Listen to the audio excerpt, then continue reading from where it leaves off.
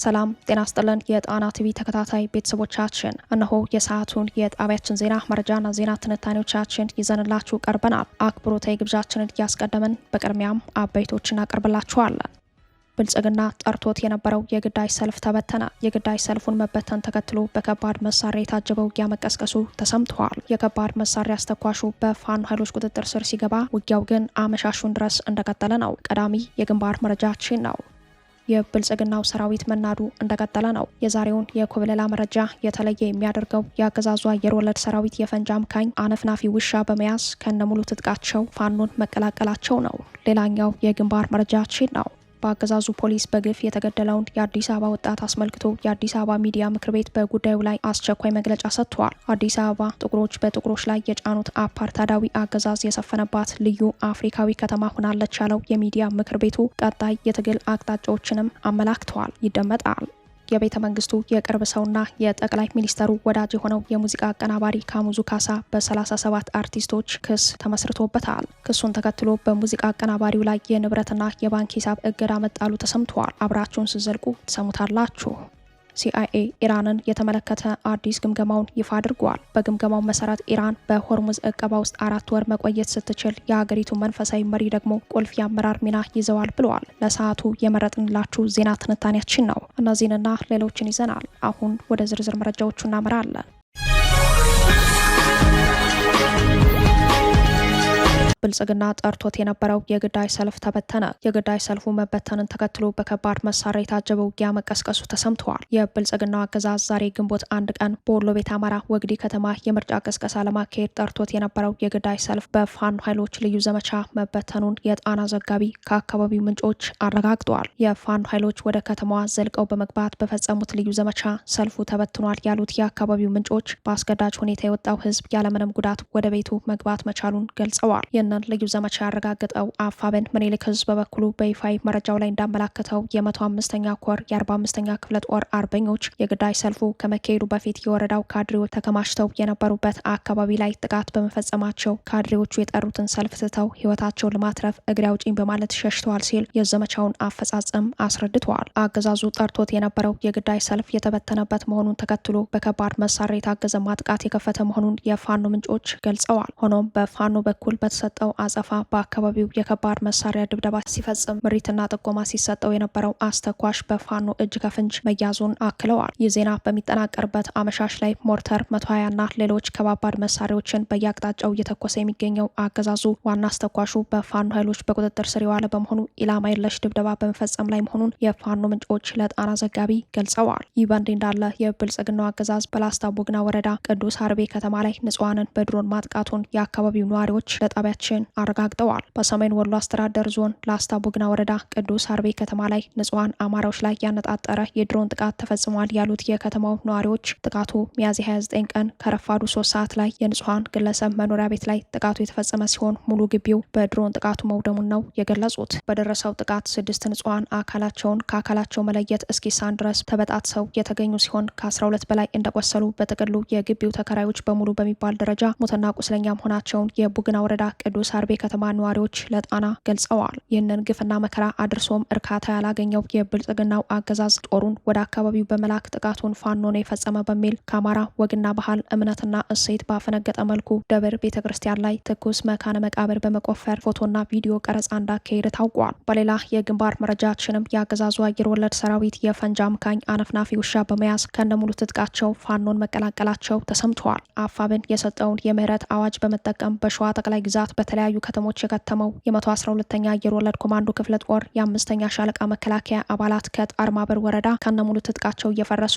አፋብን ሸዋ ጠቅላይ ግዛት አሳምነው እዝ መሐመድ ቢሆነኝ ኮር ወንዶ አስቻለው ደሴ ክፍለ ጦርን መቀላቀላቸውን ኮሩ ለጣና በላከው የግንባር መረጃ ገልጸዋል። ከነዚህ ውስጥ የ112ኛ ክፍለ ጦር 5ኛ ሻለቃ አየር ወለድ ኮማንዶ አባል የሆኑ ፈንጂ አምካኞች ከነሙሉ ትጥቃቸው ፋኖን መቀላቀላቸውን የዛሬው መረጃ የተለየ የሚያደርገው የፈንጂ አምካኝ አነፍናፊ ውሻ በመያዝ ፋኖን መቀላቀላቸው እንደሆነ እንደሆነ ኮሩ አክሎ ገልጸዋል። የአማራ ህዝብ ትግል የህልውና ጉዳይ መሆኑ ገብቶናል፣ ከህዝባችን ጎን ለመቆም ወስነናል ያሉት የኮማንዶ አባላቱ በተደረገላቸው አቀባበል ምስጋና ያቀረቡ ሲሆን አሁንም በአገዛዙ መዋቅር ውስጥ ያለውን አየር ወለድ ኮማንዶ ጓዶቻቸውን የፋኖን ጥሪ ተቀብለው ከህዝባቸው ጎን እንዲቆሙ ጥሪ አቅርበዋል። በሌላ ዜና በሸዋ ጠቅላይ ግዛት የሬማና አካባቢው ነዋሪዎች አገዛዙ የምርጫ ካርድ ባልወሰዱ የከተማ ነዋሪዎችን የከተማ ውስጥ የቦኖ ውሃ አገልግሎት እንዳያገኙም መደረጋቸውን በምሬት ገልጸዋል። ምርጫ የዜጎች ተሳትፎ የመብት ጉዳይ ቢሆንም የብልጽግናው አገዛዝ ግን የምርጫ ካርድ ማውጣትን ከመሰረታዊ አገልግሎቶች ጋር በማገናኘት አስገዳጅ አድርጎት ይገኛል። ከሰሞኑ የደብረ ማርቆስ ፖሊቴክኒክ ኮሌጅ በወጣው መግለጫ 7 የኮሌጁ መምህራንና 28 የተቋሙ ተማሪዎች በምስራቅ ጎጃም ዞን ፖሊስ መምሪያ የደህንነት ሰዎች ከኮሌጁ ቅጥር ግቢ ታፍነው መወሰዳቸውን ማሳወቁ ይታወሳል።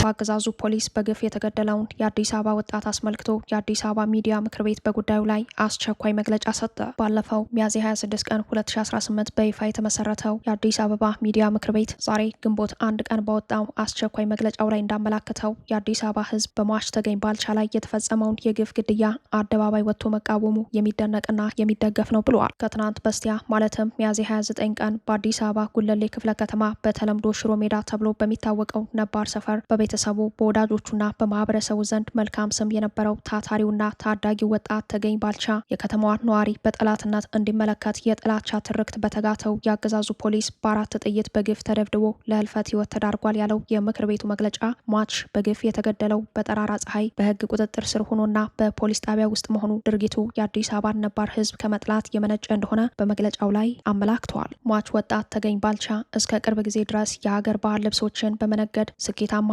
ታዳጊ ነጋዴ ለመሆን በቅቶ እንደነበር ያስታወሰው የሚዲያ ምክር ቤቱ አገዛዙ በተለመደው የማፈናቀል ዘመቻው ተመጣጣኝ ምትክ ሳይሰጠው የንግድ ሱቁን አፍርሶ ንብረቱ በመጥፋቱ ለከፍተኛ የገንዘብ ኪሳራና የስነ ልቦና መታወክ የተዳረገው የዘረኛው ስርዓት ሰለባ ነበር ብለዋል። መግለጫው አክሎም ይህንን ተከትሎ ከ1 ወር በፊት ሞተር ተራ ተብሎ በሚጠራ የሽሮ ሜዳ አካባቢ በአንድ የአገዛዙ ፖሊስ አባል ትንኮሳ ሳቢያ ለስር ተዳርጎ እንደነበር አስታውሰዋል። ወጣት ተገኝ ታስሮ በነበረበት ወቅት አባቱ ከዚህ ዓለም በሞት የተለዩ ሲሆን በፖሊስ ታጅቦ ከአባቱ ቀብር ላይ መገኘት ሲገባው ይህንን መሰረታዊ መብት ተነፍጎ የቀብር ስነ ስርዓቱ ላይ ሳይገኝ ቀርተዋል። በሚያሳዝን ሁኔታም ከስር ከተፈታ በኋላ የአባቱን መቃብር በመጎብኘት እርሙን አውጥቶ ብዙም ሳይቆይ ራሱም በአገዛዙ ፖሊስ ለህልፈተ ህይወት ተዳርጓል ያለው መግለጫው የአገዛዙ ፖሊሶች ለጥያቄ ትፈለጋለህ በማለት ያቀረቡለትን ጥያቄ በሰላም ተቀብሎ ወደ ሽሮ ሜዳ 02 ፖሊስ ጣቢያ ከደረሰ በኋላ የአገዛዙ ፖሊስ ያለምንም ከልካይ በዜጎች ላይ በየዕለቱ በሚፈጽመው ፋሽስታዊ ድርጊት መሰረት በደቦ በአሰቃቂ ሁኔታ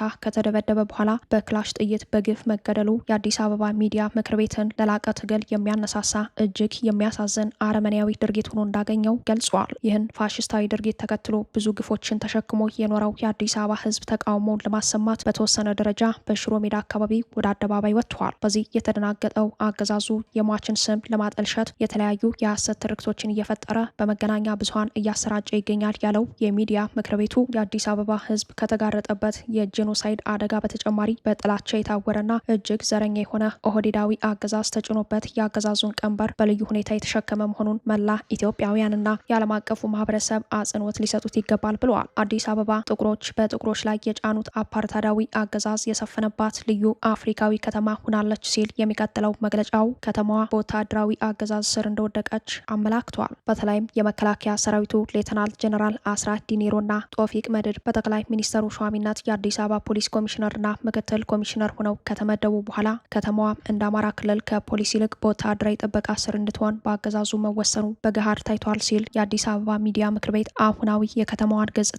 በመግለጫው ላይ አብራርተዋል። በዚህ ሁኔታ በከተማዋ ላይ የሚፈጸሙ የሰብአዊ መብት ጥሰቶች እየተባባሱና ተቋማዊ ይዘታቸው ይበልጥ ስር እየሰደደ እንደሚሄዱ ስጋቱን ያመላከተው የሚዲያ ምክር ቤቱ አዲስ አበባ በርካታ የዓለም አቀፍ ተቋማት ከ100 በላይ የተለያዩ ሀገራት ኤምባሲዎች ያሉባትና የአፍሪካ ህብረት መቀመጫ ከመሆኗ አንጻር ዓለም አቀፋዊ ደረጃ ያለው የፖሊስ ኃይል የሚያስፈልጋት ከተማ ብትሆንም ሌተናል ጀነራል አስራት ዲኔሮና ጦፊቅ መድድ እንደዚህ አይነቱን የፖሊስ ሰራዊት ፈጽሞ ሊገነቡ የሚችሉ አይደሉም ብለዋል። የአዲስ አበባ ሚዲያ ምክር ቤት በወጣት ተገኝ ባልቻ ላይ የተፈጸመውን የግፍ ተግባር በጽኑ በማውገዝ ድርጊቱንም በአንድ ባለብሩህ ተስፋ ወጣት ላይ የተቃጣ ጥቃት ብቻ አድርጎ እንደማያየው ይልቁንም ጥቃቱ በአዲስ አበባ ህዝብ ላይ እየተፈጸመ ካለው ስርዓት ተኮር አፈና፣ ዘረፋ፣ ማፈናቀልና የጅምላ ሀብትና ንብረት የማውደም ዘመቻ እንዲሁም የጄኖሳይዱ አደጋ አካል አድርጎ እንደሚመለከተው በመግለጫው ላይ አመላክተዋል። አክሎም የሽሮ ሜዳ ነዋሪ ወደ አደባባይ ወጥቶ ያሰማውን የአደባባይ ተቃውሞ ያደነቀው መግለጫው የአዲስ አበባ ህዝብ በራሱ ሜዳ፣ በራሱ ህዝብ፣ በራሱ አደረጃጀት፣ በራሱ አግባብ ከተከፈተበት የህልውና ጦርነት ራሱን የመከላከል ትግሉን ዳግም እንዲያቀጣጥል ጥሪውን አቅርበዋል። ፍትህ ከአምባገነኖች እጅ በልመና የሚገኝ ሳይሆን በመላው ህዝባችን እጅ ያለና በክንዳችን ማስጠበቅ የሚገባን ሰዋዊ የተፈጥሮ መብት ነው ያለው የአዲስ አበባ ምክር ቤት በወጣት ተገኝ ባልቻ ሞት የተሰማውን ጥልቅ ሐዘን እየገለጸ ወጣቱን የሚያስብበት የሻማ ማብራት መርሃ ግብር እንደሚያዘጋጅ ዝርዝሩንም በቅርቡ እንደሚያስታውቅ በመግለጫው ላይ አመላክተዋል። የአዲስ አበባ ሚዲያ ምክር ቤት የአዲስ አበባ እንቅስቃሴ ዳግም እንዲቀጣጠል የሚፈልጉ የትግል ሚዲያዎች ስብስብ መሆኑን በምስረታ ዓላማው ላይ ይፋ ማድረጉ ይታወሳል። የምክር ቤቱ ምስረታ ለአዲስ አበባ ህዝብ የትግል ጥሪ ደውል ነው የሚል እምነት ያለው ሲሆን የአዲስ አበባ ዝምታ ራሱንም ሀገርንም አደጋ ላይ ጥሏል የሚል አቋም አለው።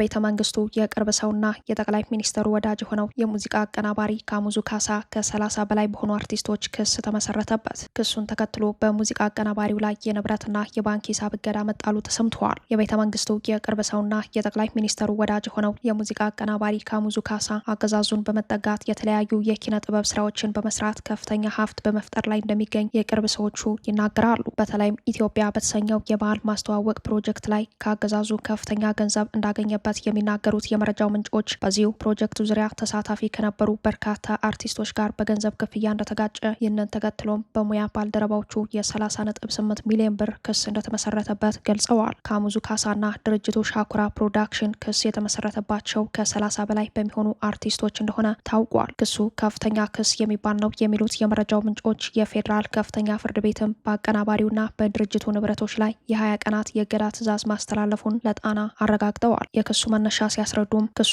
የተመሰረተው ኢትዮጵያ በተሰኘውና በባህል ስፖርት ሚኒስቴር እንዲሁም በውጭ ጉዳይ ሚኒስቴር አስተባባሪነት በተመራው የባህል ማስተዋወቅ ፕሮጀክት ላይ በተሳተፉ 37 አርቲስቶች ነው። አርቲስቶቹ በቻይና በሩሲያና በሌሎች ሀገራት እንዲሁም በሀገር ውስጥ በርካታ የባህል ትርኢቶችን ያቀረቡ ቢሆንም ሊከፈላቸው የሚገባው ክፍያ እንዳልተፈጸመላቸው ገልጸዋል። አርቲስቶቹ የተስማሙበት ክፍያና የጉዳት ካሳን ጨምሮ በድምሩ 30.8 ሚሊዮን ብር እንዲከፈላቸው ጠይቀዋል። እንደ አርቲስቶቹ ገለጻ ለእያንዳንዱ መድረክ 117500 ብር ሊከፈላቸው ተስማምተው 11 ትርኢቶችን በተሳካ ሁኔታ አጠናቀዋል። ሆኖም ፕሮዳክሽኑ ክፍያውን ለመፈጸም ፈቃደኛ እንዳልሆነ ገልጸዋል። ካሙዙ በአርቲስቶቹ ገንዘቡን እንዲከፍል ሲጠየቅ ጠቅላይ ሚኒስትሩ ጓደኛዬ ነው በሚል ያስፈራራቸው እንደነበረም የጉዳቱ ሰለባ የሆኑ አርቲስቶች በመናገር ላይ ናቸው። አርቲስቶቹ ለባህልና ስፖርት ሚኒስቴር አቤቱታ ቢያቀርቡ ሚኒስተሩ እኔ አጋር እንጂ ቀጥታ ቀጣሪ አይደለሁም በሚል ለሻኩራ ፕሮዳክሽን ደብዳቤ ከመጻፍ ባለፈ መፍትሄ ሊሰጣቸው እንዳልቻለ ጠቁመዋል። ለባህልና ስፖርት ሚኒስቴር ሚኒስትር ዴኤታ የሆኑት አቶ ነብዩ ባዬ የካሙዙ ካሳ የጥቅም ተጋሪ እንደሆኑ ይነገርላቸዋል። እነዚህ ባለስልጣንና ካሙዙ ካሳ የአርቲስት ቴዎድሮስ ካሳውን ኢትዮሪክ አልበም ከመለቀቁ ጥቂት ቀናት ቀደም ብሎ በተወዳጁ የጥበብ ሰው ላይ በማህበራዊ ሚዲያ የጥላቻ ቅስቀሳ ዘመቻ ማስጀመራቸው አይዘነጋም። 37 በሚደርሱ የሙያ አጋሮቹ ክስ የተመሰረተበት ካሙዙ ካሳ የፌዴራል ከፍተኛ ፍርድ ቤት የቀረበውን አቤቱታ መነሻ በማድረግ በኢትዮጵያ ንግድ ባንክ፣ በአቢሲኒያ ባንክ፣ በህብረት ስራ ባንክና በአዋሽ ባንክ የሚገኙ የካሙዙ ካሳና የሻኩራ ፕሮዳክሽን ሂሳቦች ለ20 ቀናት እንዲታገዱ ወስኖበታል። በተጨማሪም በአቀናባሪው ስም ያሉ ማናቸውም ንብረቶች እንዳይዘዋወሩ የእግድ ትዕዛዝ ፍርድ ቤቱ መስጠቱን የችሎት መረጃው ያመላክታል። የቤተ መንግስቱ ቤተኛና የጠቅላይ ሚኒስትሩ ወዳጅ እንደሆኑ የሚነገርለት ካሙዙ ካሳ የፊታችን ግንቦት 24 ቀን ይካሄዳል በተባለው አገዛዙ በአመዛኙ ብቻውን በሚወዳደርበት ምርጫ ብልጽግናን ወክሎ ለአዲስ አበባ ምክር ቤት በእጩነት መቅረቡ ይታወሳል። እንዲህ ያለ ከገንዘብ ክፍያ እምነት ማጉደል ከዘረፋና ሙስና ጋር በተያያዘ ስማቸው በፍርድ ቤትና በሙያ አጋሮቻቸው የሚነሳ ጥቅመኛ ሰዎች የተሰባሰቡበት አገዛዙ የህዝብ ቅቡልነቱ የነጠፈ ቢሆንም በአፈሙዝ የበላይነት በህዝብ ላይ ተጭኖ ለመቀጠል ጠመንጃና የምርጫ ካርድን የዘመቻ ስምሪቱ አካል በማድረግ እንደቀጠለ ነው።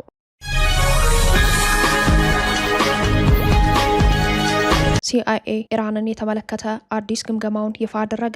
በግምገማው መሰረት ኢራን በሆርሙዝ ዕቀባ ውስጥ 4 ወር መቆየት ስትችል የሀገሪቱ መንፈሳዊ መሪ ደግሞ ቁልፍ የአመራር ሚና ይዘዋል ብለዋል። የኢራን አሜሪካ ጦርነት ኪሳራን ተከትሎ የራሱን ግምገማ ይፋ ያደረገው የአሜሪካው ማዕከላዊ ደህንነት ተቋም ሲአይኤ ኢራን አሁንም ለአሜሪካ ፈታኝ ሆና እንደምትቀጥል አረጋግጠዋል። ዋሽንግተን ፖስትና ሲኤንኤን በበኩላቸው አሜሪካ በኢራን ስልጣን ላይ ትክክለኛውን ውሳኔ ሰጪ በመፈለግ ላይ መሆኗን ዘግበዋል። ሲአይኤ አባታቸውን የተተኩት አያቶላ ሙጅታባ ኻሜኒ በጦርነቱ ላይ የአመራርነት ሚናቸው ተጨባጭ ነው ሲል ግምገማውን አስቀምጠዋል። ሙጅታባ አባታቸውንና ባለቤታቸውን በገደለው ጥቃት በእጅጉ መጎዳታቸው በተደጋጋሚ ይነገራል። መንፈሳዊ መሪው የት እንዳሉ የአሜሪካ ደህንነቶች ጭምር እስካሁን ያልደረሱበት ጉዳይ ቢሆንም በኢራን የጦርነት ስትራቴጂ ላይ ቁልፍ ሚና እየተጫወቱ ስለመሆኑ የሲአይኤ ግምገማ አመልክተዋል። በሌላ በኩል ሌሎች የደህንነት አካላት ሙጅታባ ህመም የጠናባቸው ከጦሩም ሆነ ከሲቪል አመራሩ ጋር መገናኘት የማይቻላቸው መሆኑን በሳቸው ምትክ የኢራን እስላማዊ አብዮታዊ ዘብ ስልጣን ጠቅልሎ መውሰዱን ያነሳሉ። ባለፈው ሳምንት የኢራን ፓርላማ አፈ ጉባኤ መሐመድ ባጋር ጋሊባ ከሙጅታባ ጋር ስብሰባ ማድረጋቸውን በኢራን መንግስታዊ ቴሌቪዥን ቀርበው ተናግረው ነበር። አፈ ጉባኤው ሙጅታባ ከጠበቁት በላይ የሰከኑ፣ አርቀው የሚያስቡ፣ ስለ ኢራን ትልቅና ጥልቅ ህልም ያላቸው እንዲሁም ጤናቸው ከእለት ወደ ዕለት እየተሻሻለ የመጣና አእምሯቸው ንቁ ስለመሆኑ ሲናገሩ ተደምጠዋል። የአሜሪካው ደህንነት መስሪያ ቤት ሲአይኤ መገኛቸውን እንደማያውቅ ጠቅሶ የአመራርነት ሚናቸው ግን የጎላ ነው ብለዋል። ሲአይኤ በተጨማሪ በሆርሙዝ ስላለው እገዳ ግምገማ ያደረገ ሲሆን አሜሪካ በሆርሙዝ በኢራን መርከቦች ላይ ጣለችው እገዳ በኢራን በኩል ምን ያክል የመቋቋም አቅም እንዳለ ገምግመዋል። ዋሽንግተን ፖስት ቀድሞ በዘገበው የደህንነት ግምገማ መሰረት ኢራን የአሜሪካን እገዳ ተቋቁማ ኢኮኖሚዋ ለሚቀጥሉት 4 ወራት መቆም እንደሚችል ተመልክተዋል። አሜሪካ በሆርሙዝ የጣለችውን እገዳ ኢራንን የሚፈታተን ቢሆንም የታሰበውን ያክል አፋጣኝ እግር ማንበርከክ ግን የሚያመጣ አይደለም። ኢራን ለወራት እጅ ሳትሰጥ ልትቀጥል ትችላለች ሲል ነው የደህንነት ተቋሙ የገመገመው።